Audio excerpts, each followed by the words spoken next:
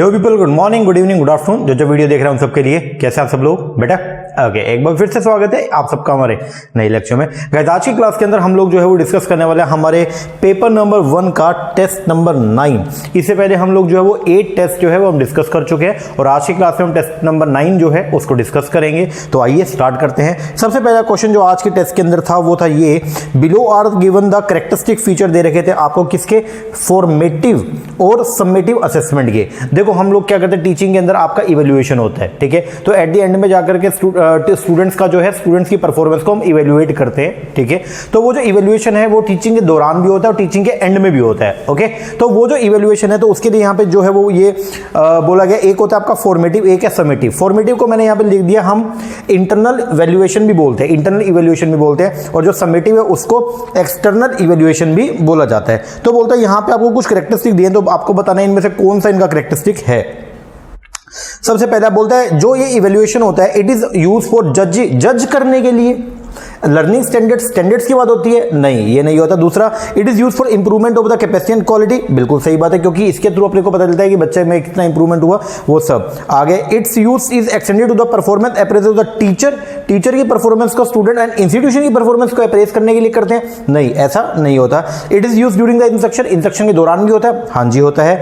Assessment is formal and post instruction is nature, assessment हमेशा जो है फॉर्मल होगा और पोस्ट इंस्ट्रक्शन नेचर का होगा, मतलब इंस्ट्रक्शन देने के बाद, नहीं सर ऐसा नहीं होता, इंस्ट्रक्शन के दौरान भी हम लोग जो है वो क्या असेसमेंट करते हैं। तो आंसर क्या, ये भी गलत है। और लास्ट है, it is based on the participation of both the teacher and student, बिल्कुल सही बात है। तो आंसर आएगा क्या, सेकंड, फोर्थ और सिक्स्थ जो है वो क्या है, करेक्ट है। तो आंसर सेकंड, फोर्थ और सिक्स्थ। आगे बढ़े, next question, in which of the following modality of the teaching learning arrangement there is more scope for the critical and the creative interchange. अब क्या बोलता है, बोलता है in which of the modality, आपको जो अलग अलग मॉडल से रखे हैं तो उनके बेस पर आपको बताना है किस अरेंजमेंट के अंदर देयर इज मोर स्कोप, कि ज्यादा स्कोप होगा for critical and creative interchange का, कि क्रिटिकल और क्रिएटिव इंटरचेंज होगा दो लोगों के बीच में। तो ये कहां पे मिला जाएगा, देखो जब दोनों के पास में इंडिविजुअल राइट हो क्या करने का, अपनी बात रखने का, ठीक है, तो वहां पे बेसिकली क्या होगा कि क्रिएटिव इंटरचेंज होगा। तो ये कहां पे होगा, जहां पे क्या है, जहां पे डायलॉजिक जो है वो क्या प्रेजेंटेशन किया जाता है, involving the teacher, student and content. तो जहां पे ये तीनों लोग जो है वो मिलते हैं, टीचर, स्टूडेंट और कंटेंट, आपस में ये टीचर और स्टूडेंट जो है ये दोनों के दोनों आपके लिविंग है, और ये जब जो है वो आपस में क्या करते हैं, डायलॉगिक प्रेजेंटेशन करते हैं, इन्वॉल्व इसके अंदर अपने वो जो आइडियाज को जो वो लेके आते हैं, तो वहां पे आपका जो इंटरचेंज है वो क्या रहेगा, आपका क्रिएटिव नेचर का रहेगा। तो इसका आंसर जो है वो क्या है, आपका डी। नेक्स्ट बढ़े, विच of the following affecting the teaching, इनमें से कौन से ऐसा मेथड्स है या फिर आपके अलग अलग कैरेक्टरिस्टिक बता रखे हैं कि जो टीचिंग को जो है वो क्या करते हैं, अफेक्ट करते हैं। तो अलग अलग फीचर्स है। सबसे पहला, availability of teaching aids and their use. अगर टीचिंग एड्स आपके पास अवेलेबल होंगे तो नेचुरल बात है ये टीचिंग के ऊपर इसका प्रभाव पड़ता है। अगर किताबें नहीं होंगी पढ़ाने के लिए तो नेचुरल बात है टीचिंग का उसके ऊपर इंपैक्ट पड़ेगा, ठीक है। तो ये तो है। दूसरा, स्कूल कम्युनिटी लिंकेज, इसका कोई लेना देना नहीं है। Interest of the parent, the school, parents का क्या इंटरेस्ट है स्कूल प्रोग्राम में, तो उस चीज का आपके लर्निंग टीचिंग के ऊपर ज्यादा इफेक्ट नहीं पड़ता। सब्जेक्ट नॉलेज जो है टीचर की बहुत इंपॉर्टेंट है, यही तो मेन चीज है। फ्रीक्वेंसी ऑफ द ऑर्गेनाइजिंग को करिकुलर एक्टिविटी, इसका भी कोई इफेक्ट नहीं पड़ता। And verbal and non verbal communication skill of the teacher, बिल्कुल सही बात है, इसका भी इंपैक्ट पड़ता है। तो टोटल मिला के टीचिंग के ऊपर जो इंपैक्ट पड़ता है वो पड़ता है कि इसका फर्स्ट का, फोर्थ का और सिक्स्थ का। तो आंसर जो आएगा वो क्या, B, first, fourth and sixth.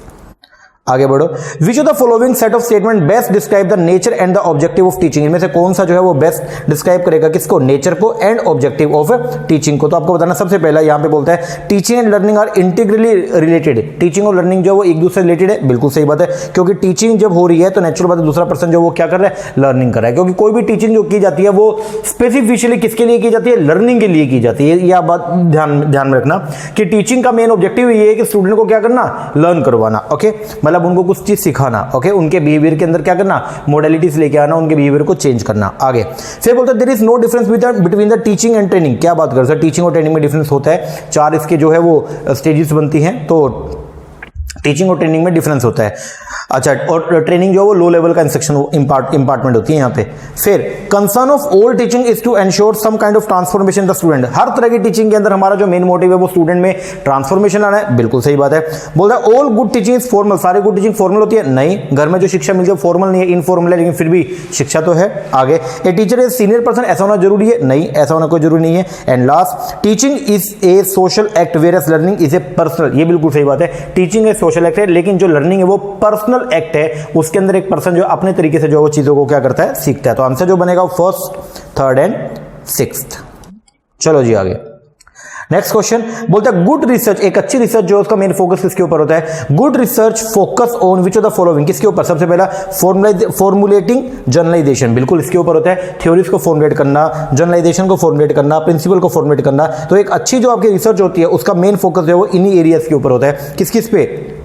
बोलता है good research focus on which of the following. Formulate करना जनरलाइजेशन, ठीक है, जनरलाइजेशन लेके आना, यूनिवर्सलाइजेशन लेके आना, थ्योरीज को फॉर्मुलेट करना एंड प्रिंसिपल को फॉर्मुलेट करना। तो आंसर जो बनेगा फिफ्थ का वो क्या? ए। आगे, consider the following statement. In statement को आप कंसीडर करें और इसके बेस पर आपको बताना है इनमें से कौन सा सही नहीं है। Note correct. सबसे पहला, hypothesis is not required in the historical research. तो बोलता है हिस्टोरिकल रिसर्च के अंदर आपको हाइपोथेसिस की जो है वो रिक्वायरमेंट नहीं होती है। बिल्कुल सही बात है। हिस्टोरिकल रिसर्च के अंदर हम हाइपोथेसिस थोड़ी सेट करते हैं, हम वहां पे क्या टेस्टिंग करते हैं। अरे यार वो तो हिस्ट्री, वो तो हो चुका कोई चीज, तो वहां पे बिल्कुल सही बात है, यहां पे नहीं होता। अच्छा, फिर मैनिपुलेशन इज नॉट रिक्वायर्ड। बोलता है मैनिपुलेशन जो आप करते हैं, जो चेंज करते हैं वेरिएबल्स के बीच में, तो बोलता है एक्सपेरिमेंटल रिसर्च में उसकी जरूरत नहीं होती। क्या बात कर रहे हो सर? एक्सपेरिमेंटल रिसर्च के अंदर होता ही यही है कि हम जो है वो क्या करते हैं, इंडिपेंडेंट वेरिएबल जो होता है उसको क्या करते हैं, मैनिपुलेट करते हैं और उस मैनिपुलेशन का इंपैक्ट चेक करते हैं किसके ऊपर? हमारे डिपेंडेंट वेरिएबल के ऊपर। तो आंसर जो आएगा वो क्या आएगा कि आपका ये जो है सेकंड वो क्या है, गलत है। यही बताता कि इनकरेक्ट कौन सा? तो आपका ओनली 2। आगे, which of the following research is use to check the solution for the real life problem. जो रियल लाइफ प्रॉब्लम है उनको चेक करने के लिए बेसिकली हम कौन सी रिसर्च लगाते हैं? उसको बोलते हैं अप्लाइड रिसर्च। कौन सी होती है? अप्लाइड। आगे, दो सेट ऑफ फॉर्मेट आपको दे रखे हैं, एक है रिसर्च टाइप और वहां पे नेचर आपको बता रखा है, तो दोनों को मैच करना है। तो रिसर्च टाइप तो आपको 4 तरह के, लेकिन उसके जो नेचर है वो आपको 5 तरीके का दे रखे, तो आपको इनको मैचिंग करना है। सबसे पहले बोलते हैं experimental research, x post facto, फिर है पार्टिसिपेंट और फिर है कौन सा? Grounded theory. तो एक एक करके पढ़ते हैं। सबसे पहले अगर हम बात करते हैं किसका, यहां generalization follow rather than preceded the observation in clue course. तो इसको बोलते हैं, ये क्या ग्राउंडेड अप्रोच होती है। ये क्या ग्राउंडेड अप्रोच होती है जिसमें जनरलाइजेशन जो है वो फॉलो करता है, जनरलाइजेशन फॉलो करता है rather than precede the observation in the clue course. फिर emphasising the access to the reality by sharing the perspective of the people. लोगों के पर्सपेक्टिव को हम लोग आपस में यहां पे क्या करते हैं, शेयर करते हैं। तो इसको बोलते हैं क्या? Participant observation based research. Okay, getting at the casual fact, casual fact निकालना, ठीक है, गेट करना casual fact bye retrospective analysis करके, तो इसको बोलते हैं एक्स पोस्ट फैक्टो रिसर्च। फिर इसके बाद आखिरी एक्सपेरिमेंटल। तो एक्सपेरिमेंटल में क्या करते हैं? कंट्रोल द एक्सट्रेनियस वेरिएबल, जो एक्स्ट्रा वेरिएबल्स है उनको हम कंट्रोल करते हैं और फिर डिपेंडेंट वेरिएबल का में हम कुछ चेंज करते हैं, उसका इंपैक्ट चेक करते हैं किसके ऊपर? हमारे सॉरी इंडिपेंडेंट वेरिएबल में कुछ चेंज करते हैं, उसका इंपैक्ट चेक करते हैं किस पे? डिपेंडेंट। तो इसका आंसर जो आएगा वो क्या? 5। तो वो क्या बना ये?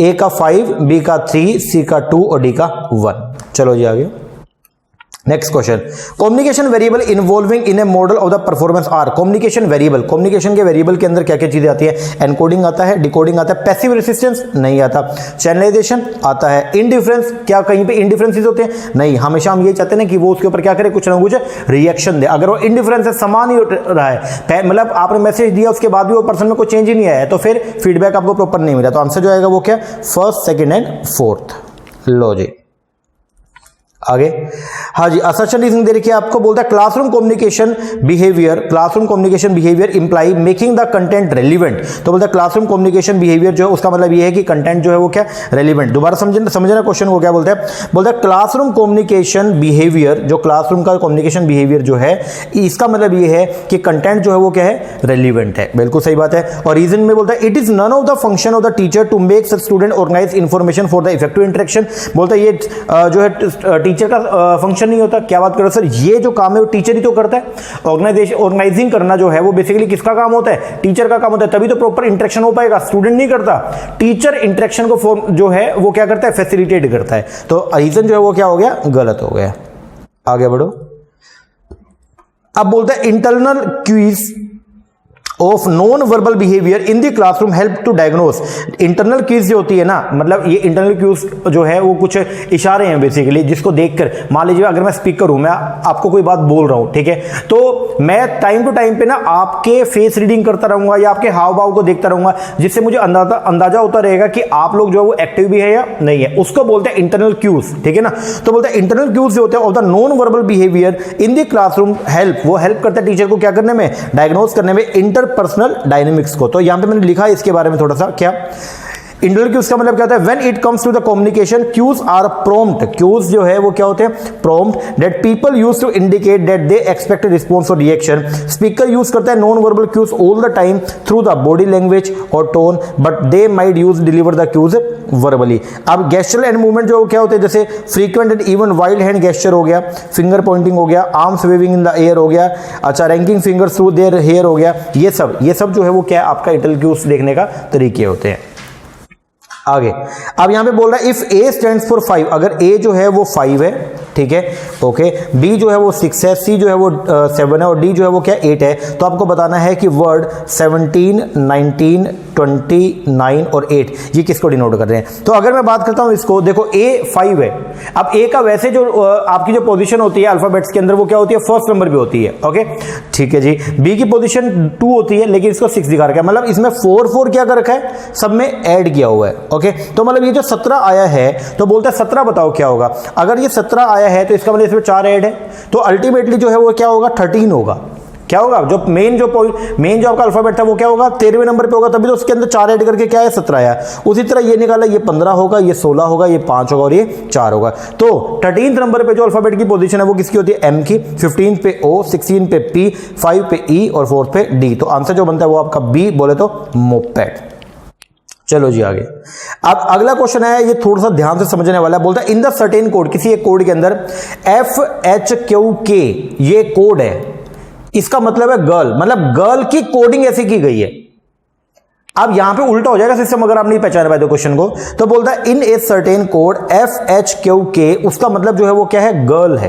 क्या मतलब है उसका, गर्ल है। तो गर्ल की कोडिंग ऐसी की गई है, ओके। तो बोलता है how will women be written, तो बताओ वुमेन को कैसे कोडिंग की जाएगी। अब अगर गर्ल जो है वो उसको G को F लिखा, इसका मतलब आपने क्या किया, -1 कर दिया, I को H लिखा, -1 कर दिया, R को Q लिखा, -1, L को K लिखा, -1। तो आपने जो है वो इनकी पोजीशन में, ये 7 था, ये 9 था, ये 18 था, ये 12 था, इनकी पोजीशन में माइनस जो है वो 1 को क्या कर दिया, माइनस। तो 7 में से 1 गया तो 6, 9 में से 1 गया 8, 18 में से 1 गया 17 और 12 में से 1 गया 11। तो आपको वुमेन बताना है, वुमेन को कैसे आप लिखेंगे। तो इनकी पोजीशन लिखो, उसमें से -1 करो और आंसर आ जाएगा ये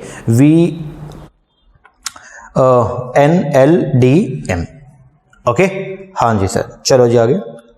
बोलता है when the conclusion of an argument, ध्यान से समझना, बोलता है जब कंक्लूजन जो है ना आर्गुमेंट का वो फॉलो करता है फ्रॉम इट्स प्रीमाइसिस को। जब कंक्लूजन जो है वो फॉलो कर रहा है किसको, प्रीमाइसिस को, नेसेसरली, मतलब उसको फॉलो करना है, तो फिर उसको क्या बोलता है, वो आर्गुमेंट है कैसा, डिडक्टिव नेचर का। तो वो कैसा है, डिडक्टिव नेचर का। तो अगर मान लो ये बोल दिया ऑल बॉयज आर स्मार्ट, अगर ऐसा बोल दिया, फिर बोलता है Ram is smart, Shyam is smart, ये तो ये क्या है, Ram is smart, Shyam is smart, ये बेसिकली क्या है, ये जो है कंक्लूजन, ये इसको जो है वो क्या कर रहा है, फॉलो कर रहा है। तो बोलता है when the conclusion of an argument follow, जब कंक्लूजन जो है वो क्या कर रहा है, फॉलो कर रहा है फ्रॉम इट्स प्रीमाइसिस से, ठीक है, तो फिर उसको क्या बोलते हैं, तो वो है आपका कौन सा, deductive argument.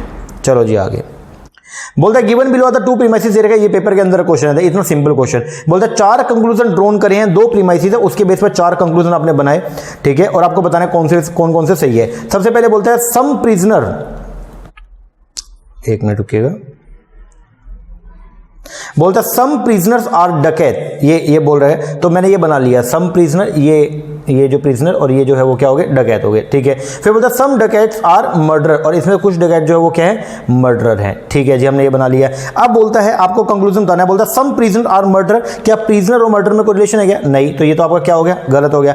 All prisoner are murderer, all prisoner murder हैं क्या, नहीं, ये भी क्या हो गया, गलत हो गया। सम डकैट्स आर प्रिजनर, बिल्कुल सही बात है, सम डकैट्स जो है ये प्रिजनर है, हाँ जी है। दूसरा सम मर्डर्स आर डकैट, ये सम मर्डर्स ये है, तो क्या ये डकैट्स है क्या, बिल्कुल है। तो आंसर जो बनेगा आपका वो क्या बनेगा आपका 3 और 4, तो ओनली 3 और 4 जो है वो क्या हो रहे हैं, फॉलो कर रहे हैं, ओके।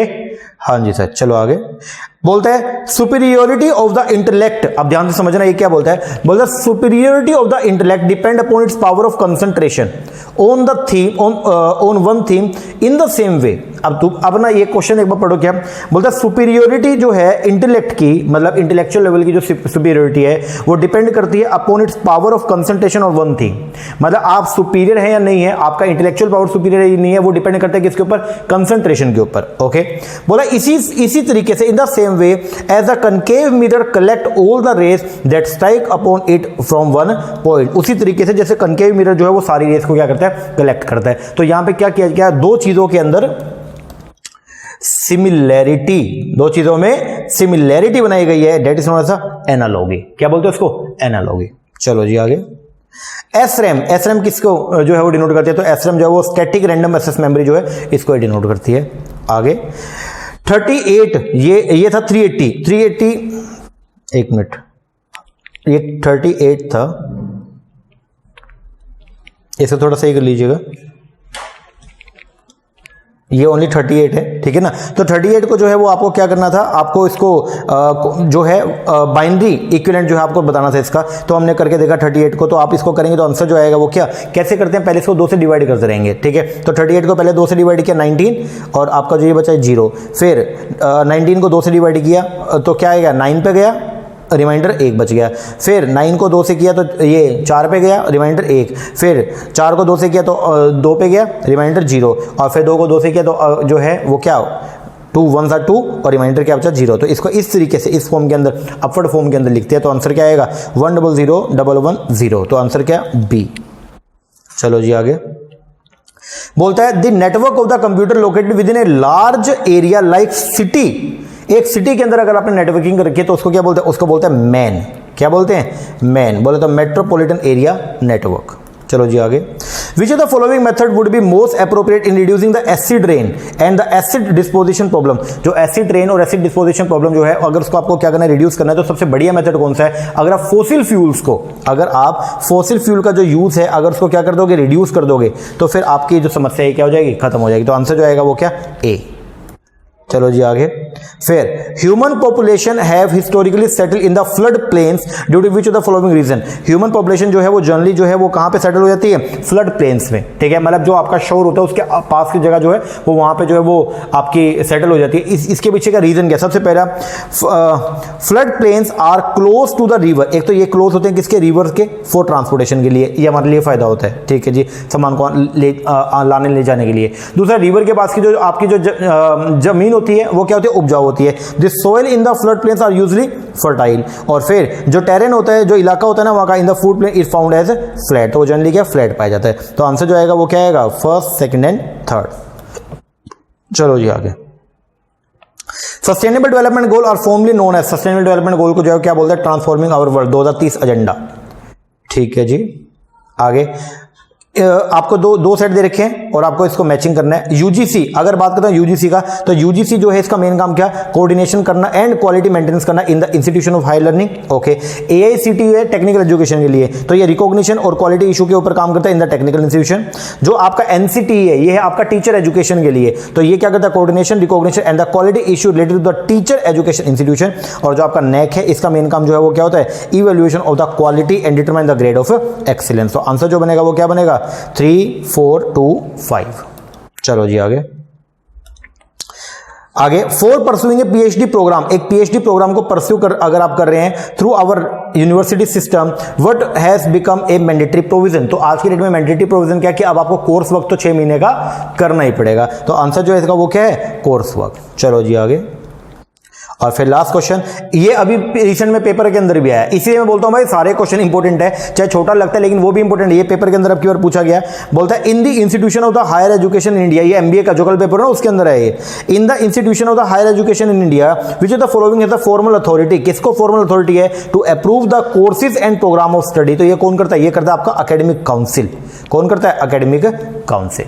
ओके, हाँ जी सर। लो जी, ये हो गया आपके 25 क्वेश्चन। आपको क्या करना है, इनको मैचिंग कीजिएगा और कमेंट करके जरूर बताइएगा कि आपके जो है वो कितने इसमें ठीक बैठे हैं। और खुद का असेसमेंट जरूर कीजिएगा और फिर ये देखिएगा कि कौन से क्वेश्चन आपके गलत हुए हैं, उनको थोड़ा सा आप इवेल्युएट कीजिएगा कि गलती कहाँ हुई है, क्या आपने सिली मिस्टेक्स करी हैं, ताकि एग्जाम में आप वो मिस्टेक बिल्कुल भी ना करें। ओके, हाँ जी सर, चलो ये कीजिए, बाकी मिलते हैं हमारे नेक्स्ट सेक्शन में, तब तक के लिए थैंक यू वेरी मच।